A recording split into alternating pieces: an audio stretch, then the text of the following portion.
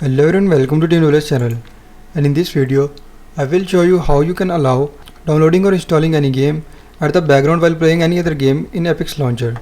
So before starting video, if you are new to this channel, just don't forget to subscribe and let's start a video without wasting any time. So to allow games to download at background, first of all you just need to open Apex Launcher and then follow every step as I am showing you in this video.